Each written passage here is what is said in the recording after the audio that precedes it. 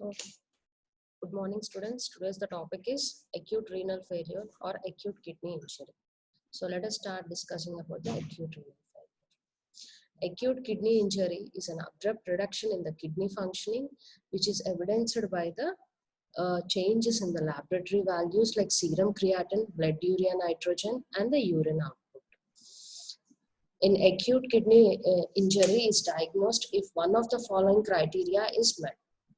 Increased in the serum creatinine levels of at least 0.3 mg per deciliter within 48 hours and or 50% increase in the baseline serum creatinine within 7 days, or a urine output of less than 0.5 ml per kg per hour for at least 6 hours. So any one of these criteria is met, then it is acute kidney injury. So this is the epidemiology. Acute kidney injury can be either due to community acquired acute kidney injury, hospital acquired, or ICU acquired. Mostly community acquired acute kidney injury incidence is very low. Hospital acquired, it is around moderate incidence, 2 to 20%. In ICU acquired acute kidney injury incidence is very high, around 20 to 60%. And then the causes. Usually in a community acquired, it is usually a single cause, whereas in hospital acquired, it is due to multiple or single cause. But in ICU acquired acute kidney injury, it is multifactorial. Overall mortality rate is more in the ICU acquired acute kidney injury. It is around 30 to 90%. Whereas in hospital acquired acute kidney injury, it is around 15 to 40%. The common risk factors in the community acquired acute kidney injury are the chronic comorbid conditions, elderly age, male gender, sepsis, dehydration, and infections or any drugs like ARBs, diuretics, and ACE inhibitors. Then the hospital acquired acute kidney injury, usually the common risk factors are volume depletion, hypotension, sepsis, low cardiac output, nephrotoxic drugs, and the radio contrast dyes. Whereas in ICU acquired AKI, septic shock, major surgeries, multiple organ failure, hypotension, low cardiac output, and the nephrotoxic drugs. So these is a types of acute kidney injury depending upon the community acquired, hospital acquired, and the ICU acquired. Then this is the classification systems of the acute kidney injury rifle criteria, which is most commonly which we are using.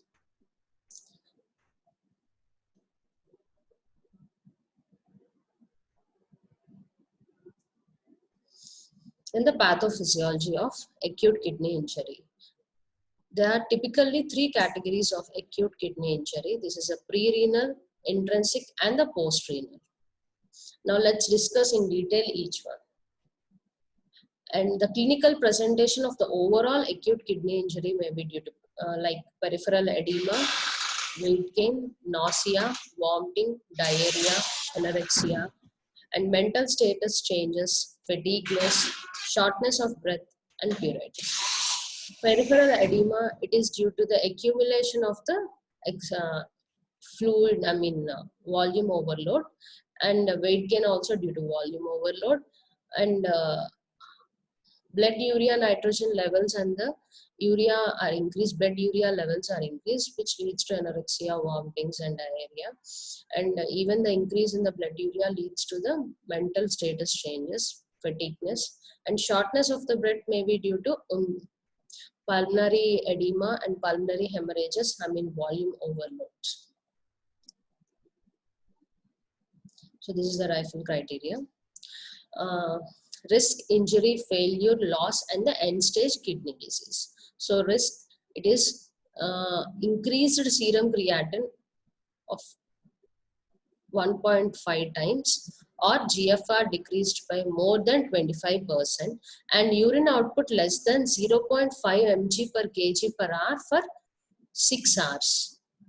Injury, increased serum creatinine levels 2 times, or GFR decreased by more than 50% and urine output less than 0.5 mg per kg per hour for 12 hours. Whereas in failure, increased serum creatinine is more than 3 times, GFR is decreased around 75%, or the serum creatinine is more than 4 mg per deciliter, and the acute raise is greater than or equal to 0.5 mg per deciliter, and the urine output is less than 0.3 ml per kg per hour for 24 hours.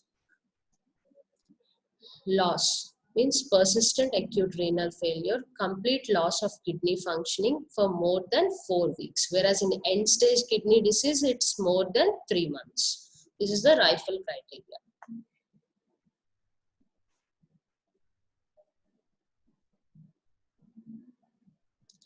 Etiological classification of AKI, as we said, pre-renal, intrinsic, and the post-renal. In the intrinsic, it is again either maybe due to glomerular causes, interstitial causes, tubular, or vascular causes.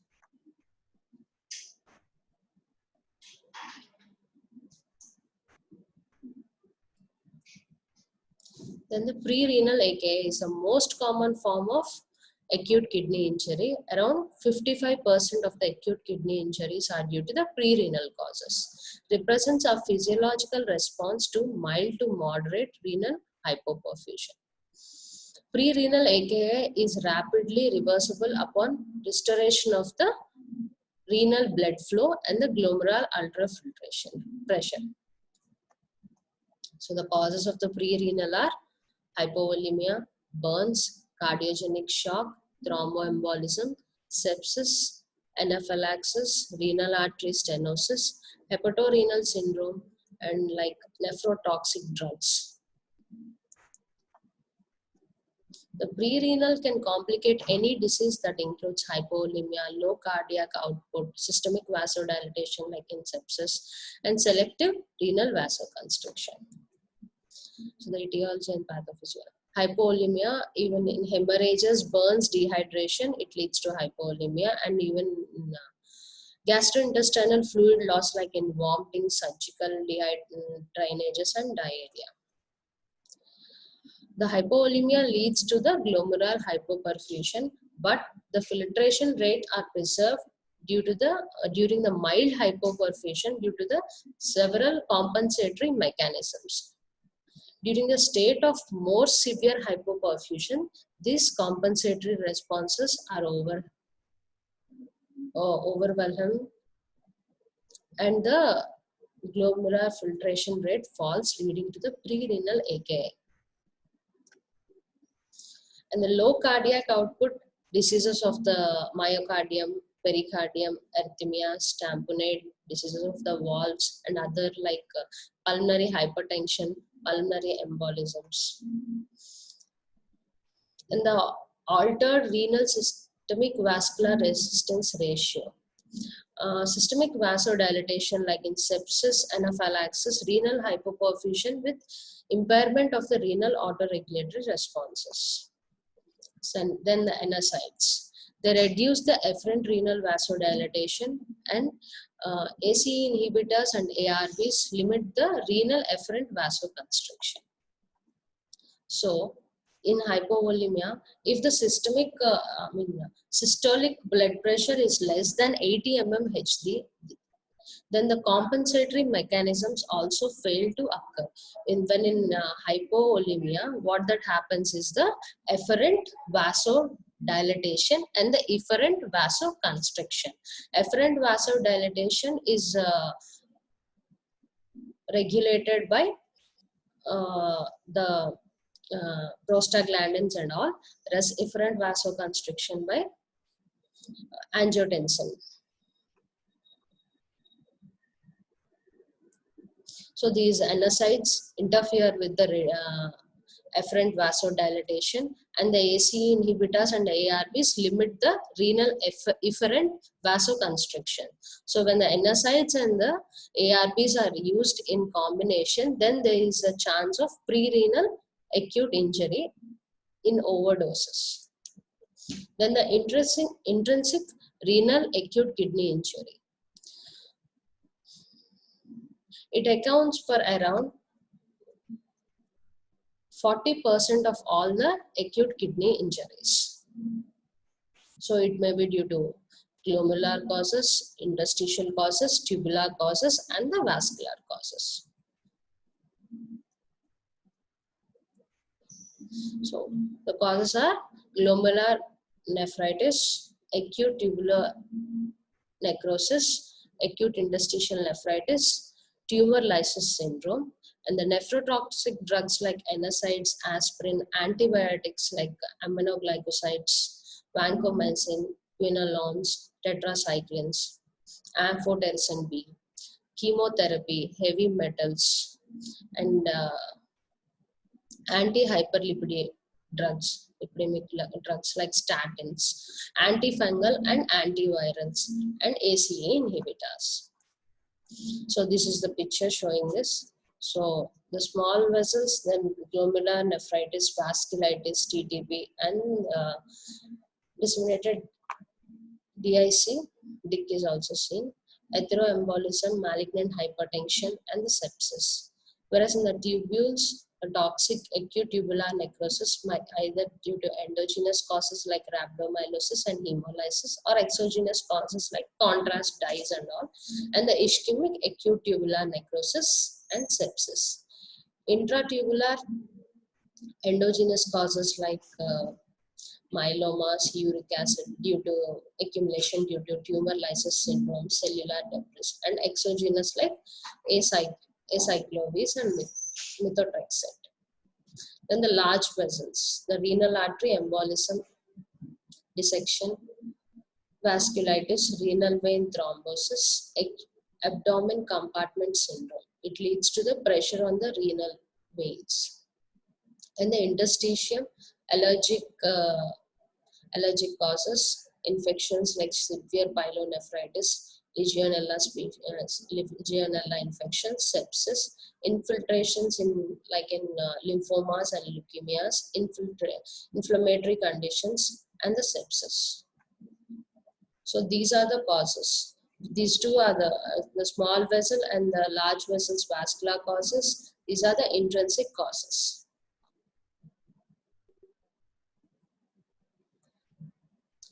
Then intrinsic acute kidney injury also depends upon the place where geographical areas also, because envenomation from the snakes, spiders, caterpillars, and bees. These also depends upon the geographical divisions. Infections in tropical areas, it is most commonly infections such as malaria and leptospirosis are seen. Crush injuries and resultant rhabdomyolysis from the earthquakes. So geographical demarcation is also present.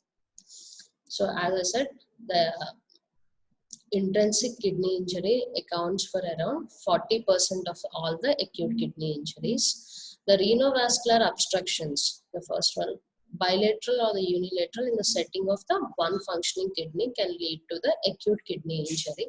The disease of the glomerular or the renal microvasculature, as we have already seen the causes, and the acute tubular necrosis, it may be due to ischemia. As for pre-renal hypovolemia, these also leads to the ischemic. So if the patient is present in the pre-renal AKI for the long duration, then it leads to the ischemic changes and finally acute tubular necrosis. Then the toxins like exogenous toxins like radiocontrast dyes, cyclosporins, antibiotics, chemotherapy, organic solvents. Whereas in the radiocontrast dyes, the increase in the serum creatinine levels is seen within 24 to 48 hours, and it peaks at around 3 to 5 days and resolved within 1 week. So immediately the serum creatinine levels are not increased. Whereas in antibiotics like aminoglycosides are the most commonly leads to the acute kidney injury. In this, usually the increase in the serum creatinine levels is seen around 5 days, after 5 days of the usage of the antibiotics of aminoglycosides, and later it can be present up to 2 weeks even after the stoppage of the antibiotic. Then the chemotherapy, it usually leads to the tumor, chemotherapy, cisplatin is usually leads to the acute kidney injury. And the endogenous toxins like hemoglobin, uric acid, oxalate, plasma cell dyscrasia in multiple myeloma. And the post-operative acute kidney injury. After the surgeries due to dehydration and all these also can lead to the post-operative acute kidney injury.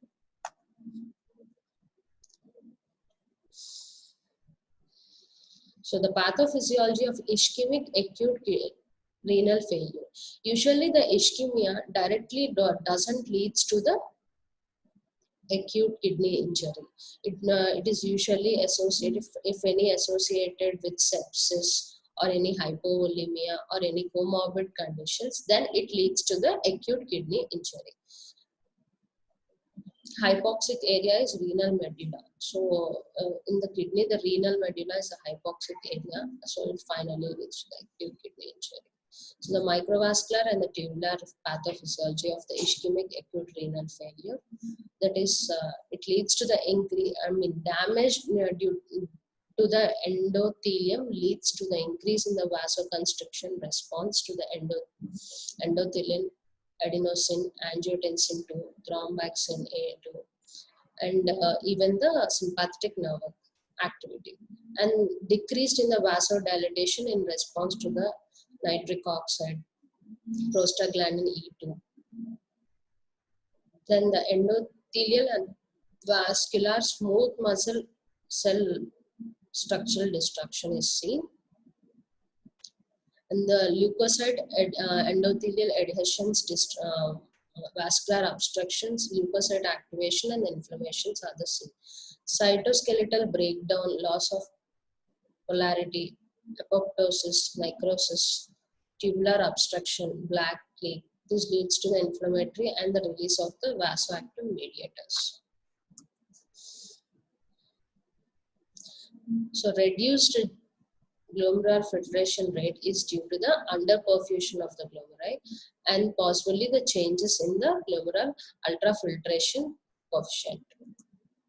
The renal fluid loss due to diuresis, osmotic diuresis, and hypoadhesion. Sequestration in the extravascular spaces like acute pancreatitis, peritonitis, trauma, burns, and severe hypoalbuminemia also leads to the acute kidney injury. It is due to the drugs doesn't get bonded to the albumin due to the decreased level, leading to the free radicals and leading to the damage of the kidney.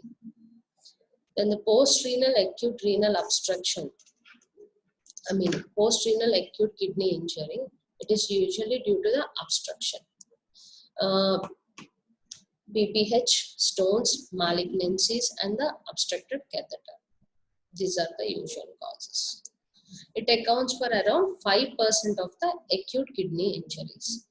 So, whereas in ureteric causes, calculies, red clots, any external compressions, retroperitoneal fibrosis like things, tumors, and then whereas in bladder, the prostatic enlargement, blood clots, or any neurogenic bladder cancer like calculus, and urethra strictures can be seen. Then the pathophysiology of the post-renal acute kidney injury. It involves the hemodynamic alterations triggered by an abrupt increase in the intratubular pressures. An initial period of hyperemia from the efferent artery dilatation is followed by the intrarenal vasoconstriction from the generation of the angiotensin 2 and the vasopressin and reduced nitric oxide production. This is about the types of the categories of the acute kidney injury. Then we'll go into the diagnostic workup. So, urine analysis, microscopic evaluation of the urine sediments. So, normal urine with a few RBCs or WBCs with hyaline gas, with or without hyaline gas, is suggestive of pre-renal or post-renal azotemia. Many RBCs may suggest the calculi, trauma, infections, or tumors. Then increased WBCs. Increased WBCs is seen in interstitial nephritis, whereas in RBCs, glomerular nephritis and the vasculitis, it is seen. WBCs are increased in the interstitial nephritis, glomerular nephritis, and the pyelonephritis, whereas the RBCs casts are seen in the glomerular nephritis and vasculitis-like conditions. And the eosinophiliuria is seen in allergic interstitial nephritis. It usually occurs in 95% patients with acute allergic nephritis. And then the renal epithelial cell casts are usually seen in the acute tubular necrosis, tubular interstitial nephritis, and the acute hemoglobinuria and myoglobinuria. Also, the granular casts are seen. So the epithelial granular casts are seen in the acute tubular necrosis, acute interstitial nephritis, and then hemoglobinuria like conditions. The brownish pigmented cellular casts and many renal epithelial cells are seen in the patients with acute tubular necrosis. Then the dipstick test traces or no proteinuria with is seen in pre-renal and the post-renal AKI. Mild to moderate proteinuria with acute tubular necrosis and the moderate to severe proteinuria with glomerular diseases. So the glomerular diseases leads to the severe to moderate proteinuria. The RBCs and the RBCs casts are usually seen in the glomerular diseases. Then when it comes to the crystalluria is usually seen in acute uric acid nephropathies like in tumor lysis syndrome. Tumor lysis syndrome, the uric acid levels excreted are increased. And then granular casts are seen in the acute tubular necrosis, vasculitis, and the glomerular nephritis. Then the pigmented casts without erythrocytes in the sediments for the urine, but positive dipstick for occult blood indicates hemoglobinuria or myoglobinuria. This is about the urine analysis. And then the urine and the other blood levels. Most of these tests help to differentiate between the pre-renal and so most of these tests help to differentiate the pre-renal from the acute tubular necrosis. In the pre-renal, tubular reabsorption function is preserved, whereas in the intrinsic acute tubular necrosis, the tubular reabsorption is severely disturbed. Osmolality or the specific gravity.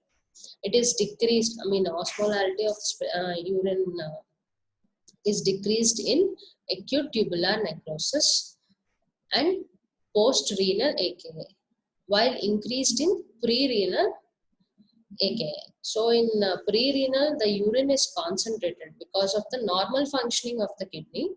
The urine concentration is present. A vasopressin function is normal. So it all leads to the concentrated urine production. So leading to the urine osmolality of around a normal individual with a normal renal functioning, renal medulla is around 500 millimoles. Whereas in decreased like in acute tubular necrosis, because the tubule necrosis occurs, it doesn't leads to the concentration of the urine, and in the post-renal it again obstruction and all leads to the urine dilution, and in this condition the urine osmolality is decreased like around 300, less than 350 millimoles.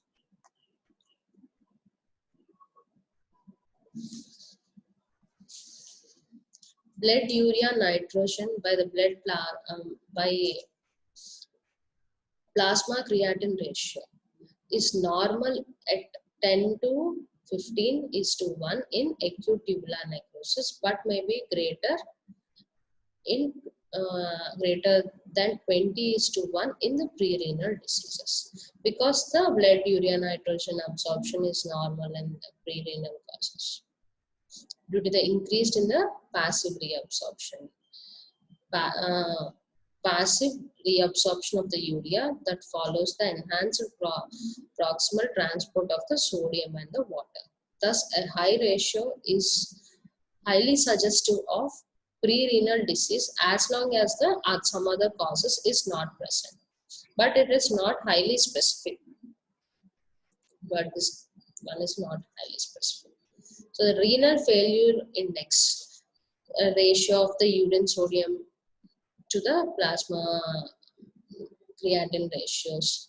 So urine sodium by urine creatinine plasma. If plasma creatinine, if it is less than 1% in the pre-renal, whereas the it is more than 1%, it is in the acute tubular necrosis. So fractional excretion of the sodium. So fractional excretion of the sodium, it indicates the filtered sodium, how much it is reabsorbed. Is a ratio, fractional excretion of the sodium is a ratio of urine to the plasma sodium ratio to urine to the plasma creatinine ratio, that is expressed in percentage.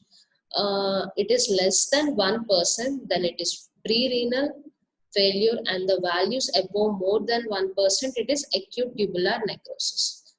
Which means in the pre-renal, the sodium absorption is normal, whereas that leads to the fractional excretion of sodium is less. Whereas in the acute tubular necrosis, the tubular necrosis that leads to the increased fractional excretion of the sodium.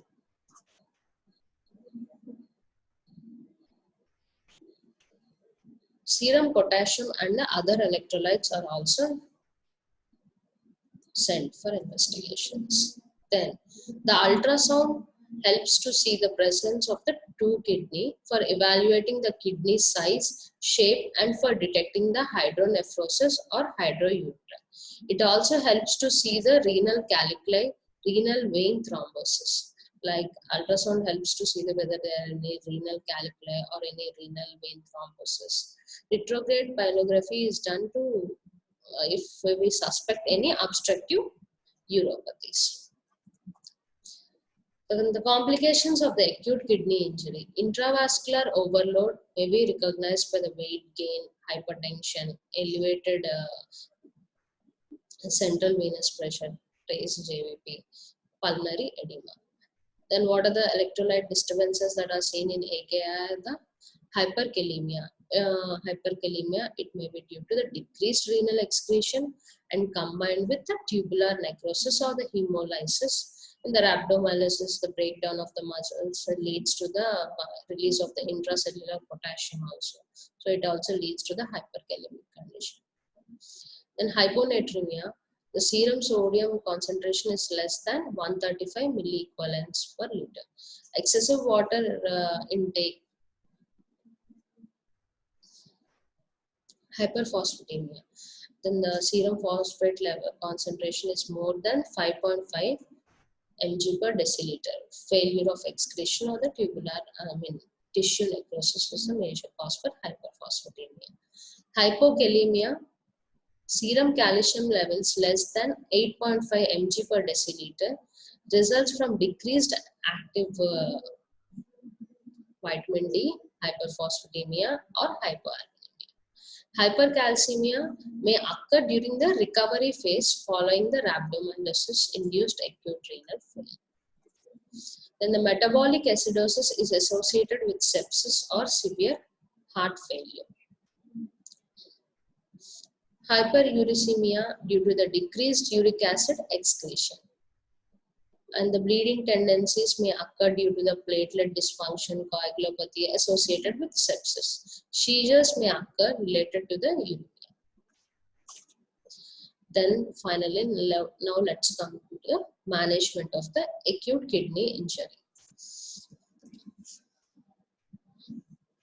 Because there is no specific therapies for the ischemic and the nephrotoxic AKI, many cases of the ischemic acute kidney injury can be avoided by the close attention to the cardiovascular function and the intravascular volume in the high-risk patients such as elderly patient or those with the pre-existing renal insufficiencies. Preliminary measures should be taken. Exclusion of the reversible causes like obstruction should be relieved and the infections should be treated. Whereas in the obstruction, the suprapubic catheter is inserted, leading to the relief of the pressure. Then the correction of the pre-renal factors like intravascular volume and the cardiac performance should be done. Optimized.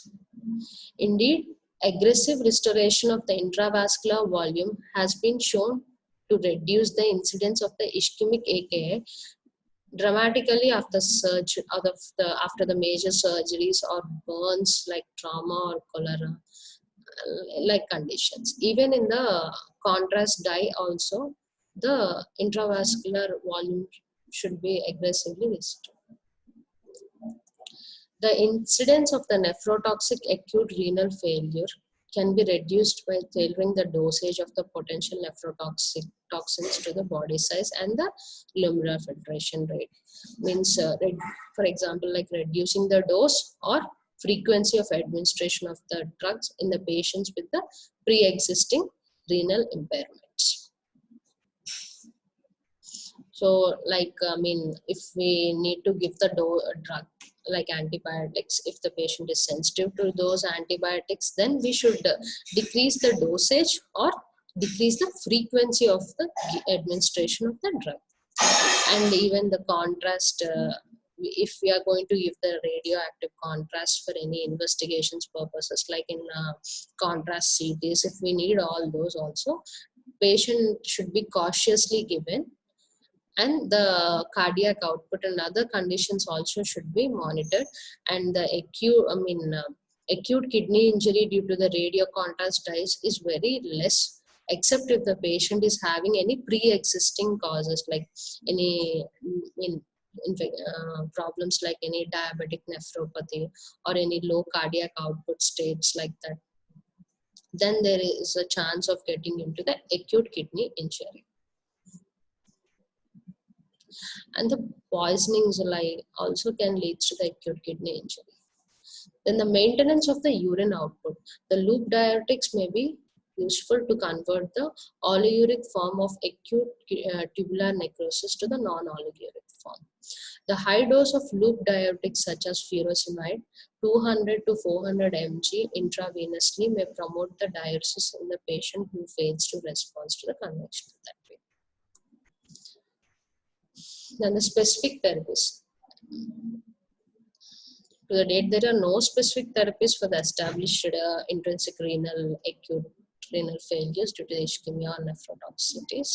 Management of these disorders should be focused on the elimination of the causative hemodynamic abnormality or the toxin, or avoidance of additional insults and the prevention and the treatment of the complications.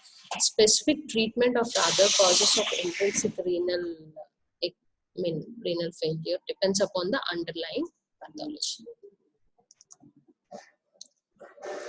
In the pre-renal acute renal failure, the composition of the replacement fluids for the treatment due to hypovolemia must be tailored according to the composition of the lost fluid. Severe hypovolemia due to hemorrhages should be corrected with the packed red blood cells, whereas isotonic saline is usually appropriate replacement for mild to moderate hemorrhages or plasma loss. So, in mild to moderate hemorrhage conditions like in the burns and pancreatitis, isotonic saline is usually appropriate replacement, whereas in the severe hypovolemia due to hemorrhages should be corrected with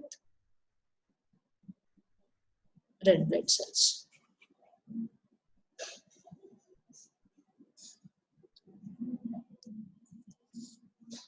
Urinary and the gastrointestinal fluids can vary greatly in the composition but are usually hypotonic. Hypotonic solutions are usually recommended as an initial replacement in the patients with the pre-renal acute kidney injury due to the increased urinary or the gastrointestinal fluid losses. Whereas isotonic salines may be more appropriate in severe cases.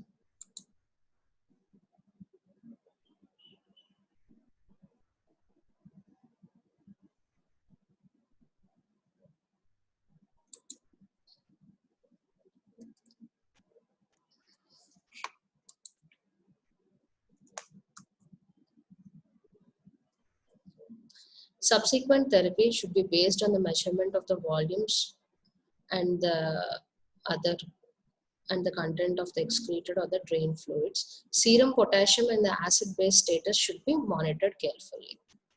In the post-renal acute kidney injury, management requires mostly the nephrologist, urologist, and the radiologist collaborations. The obstruction of the urethra or the bladder neck is usually managed initially by the transurethral or suprapubic placement of the bladder catheter, which provides the temporary relief while obstructing lesion is identified and treated definitively. Similarly, the ureteric obstruction may be treated initially by the percutaneous catheterization of the dilated renal pelvis or the ureter. Then the supportive measures. This is the conservative therapy. The dietary management, generally sufficient calories should be taken. In some patients, severe catabolism occurs and the protein supplementation to achieve 1.25 grams of protein per kg body weight is required to maintain the nitrogen balance. In severe azotemia, the dietary protein should be restricted to approximately 0.6 grams per kg per day of protein of high biological values. Then fluid and the electrolyte management. Following the correction of the hypovolemia, total oral or intravenous fluid administration should be equal to the daily sensible losses plus estimated insensible losses, which is usually around 400 to 500 ml per day. Strict input-output monitoring is important. Severe hyperolemia can usually be managed by the restriction of the salt and water intake and diuretics. Metabolic acidosis is not treated unless the serum bicarbonate concentration falls below 50 millimoles per liter or the arterial pH falls below 7.2. More severe acidosis is corrected by oral or IV sodium bicarbonate. Initial rates of replacement are guided by the estimates of the bicarbonate deficits and adjusted thereafter according to the serum levels. The patients are monitored for the complications of bicarbonate administration, such as hyperolemia, metabolic alkalosis, hypocalcemia, hypokalemia.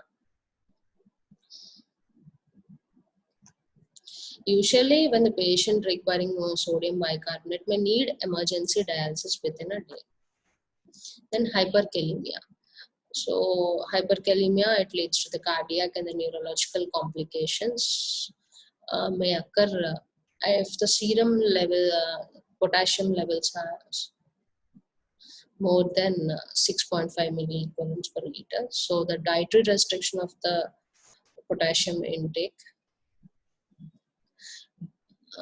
calcium gluconate 10 ml of 10% calcium gluconate solution over 5 minutes can be given, and the glucose solution of around 50 ml of 50% glucose plus insulin 10 units can be given.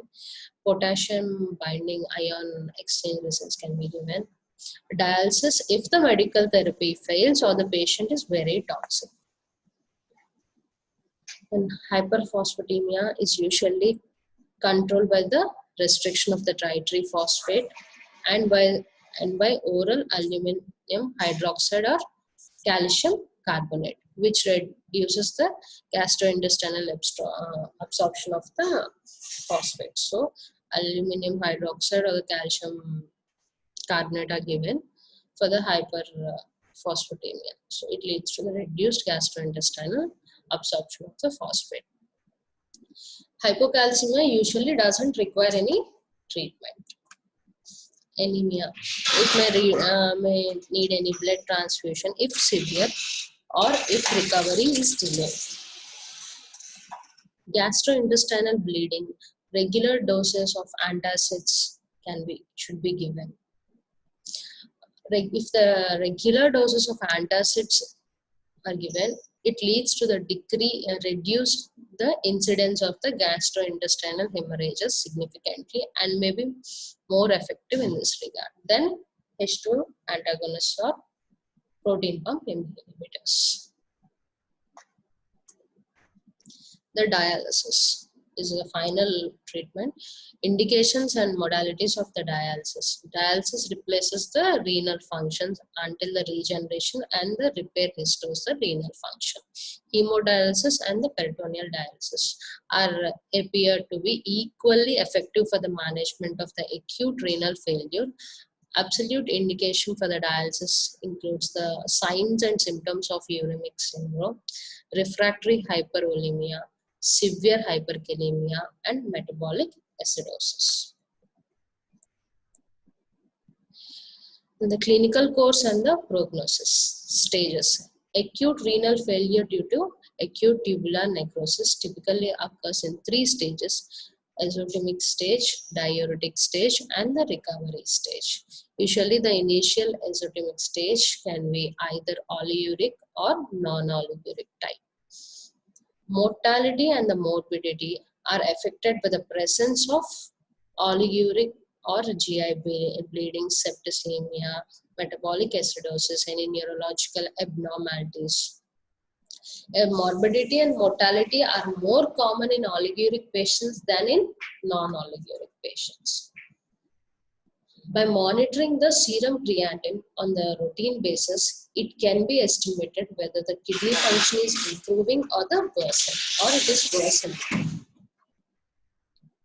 So regularly we should monitor the serum creatinine levels so that we can estimate whether the kidney function is improving or it is deteriorating.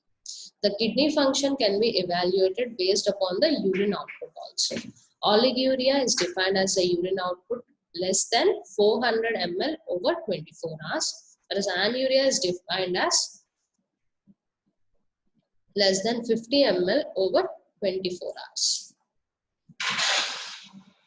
Then the prognosis. The mortality rate, it is around 50%. Usually the patient doesn't die with acute renal failure, but it may be the sequel of the primary illness that induce the acute renal failure. The mortality is affected by the both severity of the underlying disease and the clinical setting in which the acute renal failure occurred. So the mortality of acute tubular necrosis is around 60% when it results from the surgery or traumas, 30% when it is a complication of any medical illnesses, and 10 to 15% when the pregnancy is involved. Thank you.